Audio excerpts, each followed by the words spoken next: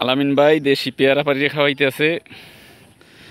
এই আমি আইসি হাগো এলাকায়, তাহে কইলে যে তোমার কিডটা আপ্যায়ন করমু, আইসো ডাকাত দিয়া মগবাড়ি আও না, এখন আইয়ে পড়ছো যখন তোমার কিডটা আপ্যায়ন করা যায়।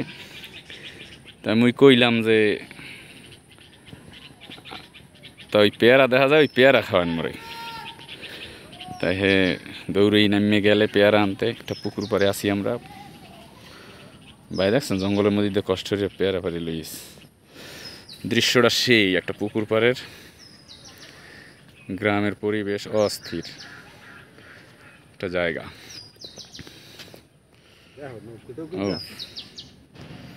না নৌকা দেখাতে পারতেছি না, একটা নৌকা আছে ওই উফরে তোলা, পানির মধ্যে কোনো নৌকা দেখি না। আমরা একটা নৌকার খোঁজে আছি, নৌকাটা পাইলেই আমরা ঘুরবো। এই যে পেয়ারাটা দেখেন নিয়ে আইসে, ও সাইজটা কি দেখছেন, অস্থির। আরেকটা দেখি, আরেকটা কই, এই যে আসছেন। এই গাছ দিতে পারি, এই পেয়ারা খাওয়ার মজাই আলাদা।